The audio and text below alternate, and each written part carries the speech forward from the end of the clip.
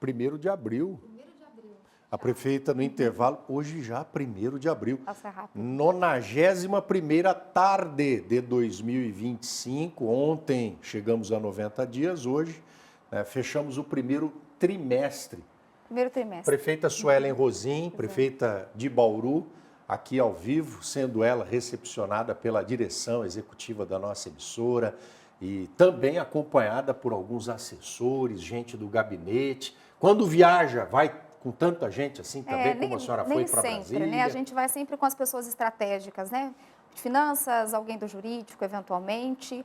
Há uma equipe que acompanha mais de perto as decisões que a gente precisa tomar, porque Brasília é um universo gigantesco de possibilidades. Então, foram quantos dias lá em Brasília? Um dia e meio, basicamente, um dia todo de agenda, né? Que até voo, enfim, ajustar, ida e volta. Mas também houve agenda em São Paulo. Teve também agenda em São Paulo, mas essas últimas 2 semanas a gente se concentrou mais em Brasília para tratar alguns assuntos que têm a ver com estação de tratamento de esgoto, com repactuação via assistência social e também busca de recursos, né? Que ali onde está o recurso que a gente precisa. A gente tem muitas obras importantes para serem executadas e a gente esbarra hoje.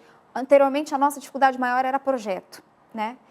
Falta de projetos para buscar recursos. Agora, graças a Deus, posso dizer que a gente inverteu um pouquinho essa situação. Hoje a gente tem pelo menos 168 milhões de reais em projetos prontos, em que a gente vai buscar via governo federal e governo do estado para a gente conseguir executar. São custos de quase 170. Precisa agora do recurso, né, do orçamento para fazer essas obras que são importantes.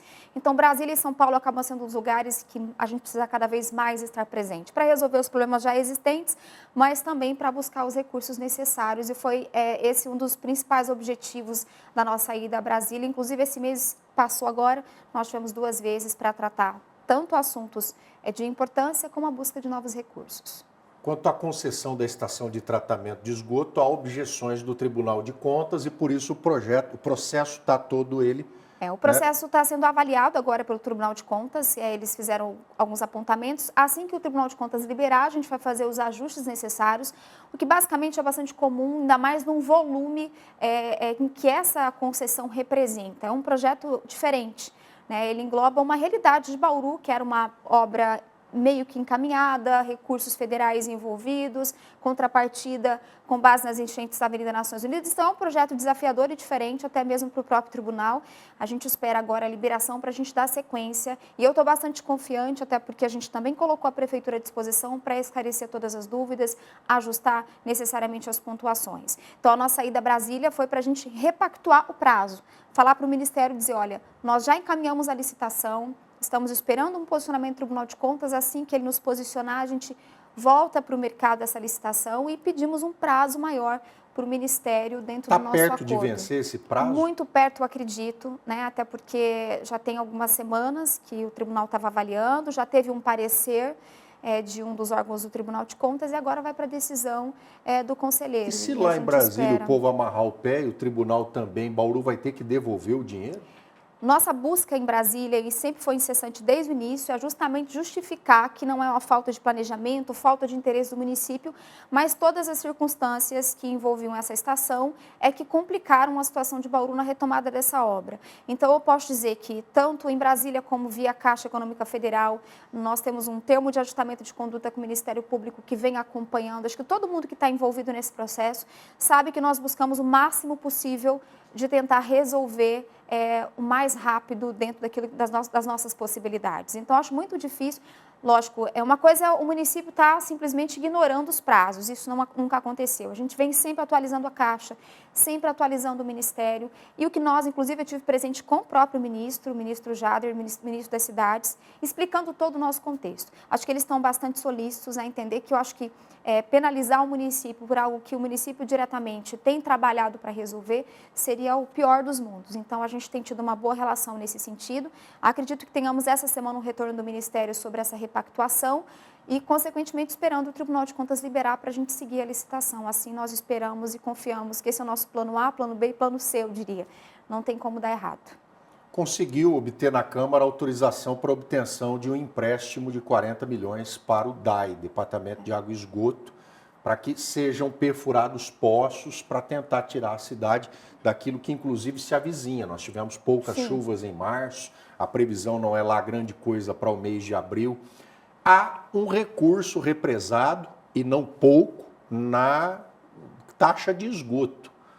Ele não pode, numa situação como essa, ou ele entra no bojo da concessão, não pode ser esse dinheiro alocado para que... A senhora já deve ter recebido sugestões imensas, Sim, mas essa tem sido também uma indagação dos nossos telespectadores. Os muitos milhões que são pagos para a taxa de esgoto e a estação não entra em funcionamento. Nós temos uma urgência. Não dá para esse dinheiro ser empregado em vez de procurar crédito no mercado? Infelizmente, legalmente não. A gente não pode, até porque a taxa, a tarifa é paga pela população destinado especificamente ao esgoto. Então, retirar esse valor... Mas já que esse dinheiro está lá. Mas ele está, por enquanto, no sentido de finalizar a estação de tratamento, ele passa a fazer parte de tudo que envolve a retomada das obras da ET 100% da sua operação, porque parte desse recurso também vai para esse investimento. Então, legalmente, nós não conseguiríamos fazer essa mudança, ou seja, mudar o objeto do recurso que nós arrecadamos via a tarifa que a população já paga. O recurso, é importante lembrar que a gente está falando de um condomínio de poços, né, um conjunto de poços que são 4 ao todo, mais adutoras e reservatórios, então o volume é bastante alto. 2 deles, a gente já está para encaminhar para a licitação, no máximo no começo da próxima semana, para iniciarmos a perfuração, e os outros 2, adutor e reservatório, seriam feitos com esses 40 milhões que foram aprovados pela maioria dos vereadores. Aqui eu também agradeço, porque eu acho que é uma sinalização de que a gente também não pode esperar muito, né? A população já esperou bastante, a gente sabe que para terminar de resolver, precisa perfurar novos poços e reduzir para 12% a dependência do Rio Batalha. Então, inclusive na minha ida a Brasília, nós solicitamos via Ministério esse recurso de 40 milhões. Mas o prazo de financiamento do Ministério acaba sendo um pouco mais longo. E nós temos pressa, né? Como você bem disse, o ano está correndo e quanto antes a gente perfurar, mais rápido a gente tem a solução, eu diria que em definitivo, no que diz respeito ao abastecimento de água. Então, essa sinalização, acho que dos vereadores, da sociedade como um todo, há quem critique, mas as contas do DAE não conseguiria absorver esses 40 milhões em obras. E a gente luta contra o tempo. Então, por que não fazer o financiamento, pagar isso de forma correta e poder resolver em definitivo num único processo? Mas isso não nos impede de continuar buscando recursos para novos investimentos, que é o que a gente está fazendo agora. O PAC, que está com inscrições abertas, a gente está inscrevendo quase 668 milhões em projetos para a gente também fazer obras de infraestrutura. Então, a gente segue trabalhando em 2 frentes. Transporte, o povo está num zum de que vai ser uma fumada para aumento. Nós estamos num período agora, fim do primeiro trimestre, de database, salário, de funcionalismo. Rodrigo, necessário, são cálculos que entram no orçamento de um ano para o outro e também reajuste de tarifa. O povo já ficou de pelo em pé. Assustados, eu também. R$8 de passagem, prefeito? Nós recebemos esse levantamento de cálculos, né, com base no que a lei determina de reajustes, de acúmulos passados, enfim, veio de pandemia, veio tudo aquilo, né, que veio carregando de anos anteriores. Eles apresentaram um cálculo de R$ 8,09. Lógico que nós, enquanto município, a gente já vem tratando isso, discutindo junto à empresa, junto à Endurbe, que a população não tem como suportar um aumento tão alto como esse. Lembrando que foi no nosso governo que a gente já implantou pela primeira vez o subsídio, em que o município paga uma parte dessa tarifa para não pesar tanto para a população. Pra vocês terem uma ideia, hoje está a R$ 5,00 e a gente repassa para a empresa R$ 5,75, porque a gente faz um subsídio de 75 centavos. Então, você imagina, passa isso para R$ 8,09. A gente não consegue subsidiar mais e também estamos discutindo com a empresa, porque, de fato, R$ 8,09 a gente vai tornar um caos no transporte público de Bauru e para a população. Então, a gente não tem um valor fechado ainda. Nós estamos conversando com a Endurbe, que gerencia essa parte do transporte, e também com as empresas do transporte coletivo, para a gente encontrar um equilíbrio entre o que o município vai continuar subsidiando, ou seja, vamos arcar com parte desse custo, para não sentir diretamente para a população, mas também discutir o que é um aumento dentro da realidade da população. O que eu posso garantir que, da nossa parte, a gente não vai fazer nada que pese demais para a população.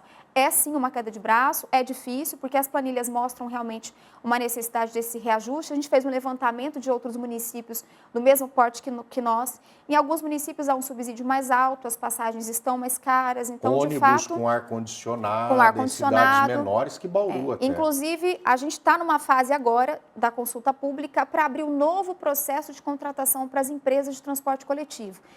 E uma das coisas que eu pedi que nós incluíssemos é a obrigatoriedade de ar-condicionado nesse novo processo. É que são duas coisas distintas. O hoje, né, que é esse reajuste necessário previsto por lei, e, num segundo momento, está tramitando internamente na Prefeitura a contratação do novo contrato. E nesse novo contrato a gente faz esse pedido de ar-condicionado no transporte coletivo, porque hoje, de fato, virou uma necessidade, não um luxo, né? E a população vem pedindo bastante, a gente está trabalhando nessas questões. Mas, por enquanto, o reajuste não foi definido, a gente está trabalhando de uma forma que não onere tanto a população.